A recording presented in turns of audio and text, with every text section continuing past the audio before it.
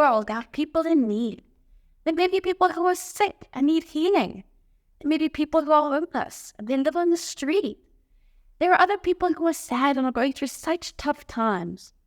There are other people who need help with studying and they're just so tired and burnt out. And then there's people who are hungry or thirsty. So everywhere you go, there's someone in need, whether it's at your school or at the shops or even maybe at the sports field. They may need something physically, such as food or clothes or medicine, or they may need something spiritually, like prayer or being told about Jesus because they've never heard about him before. So when we see these people in need, we have two choices. Our first choice is that we can do something to help them. Our second choice is that we can do nothing. So, do you remember the people in the picture? Let's close our eyes and think about what we saw in the picture. Maybe you remember the girl sitting in the bed in hospital, or maybe you remember the man who's living on the street. Okay, now open your eyes and look at the picture. Did anything change? No. It doesn't help if we just remember, but we need to remember and do something.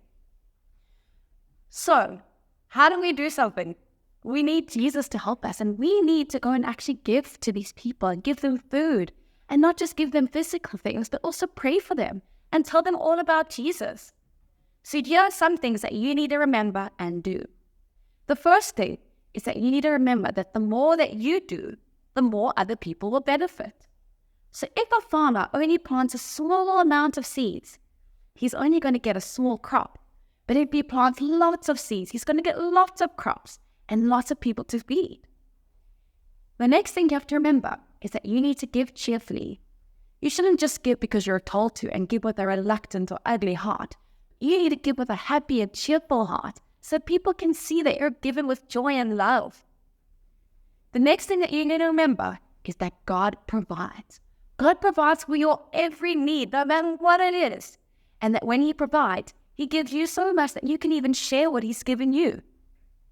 The next thing we have to remember is that you need to give to others so that they can give thanks to God. So not only are they getting their needs, such as food or prayer or medicine, but they're also getting to give thanks to God and maybe to even know Jesus through what you're doing for them. And the last point that you need to remember is that your actions reflect God. So if you're generous and you're giving to people lovingly, people can see that and people can see that God is living in you.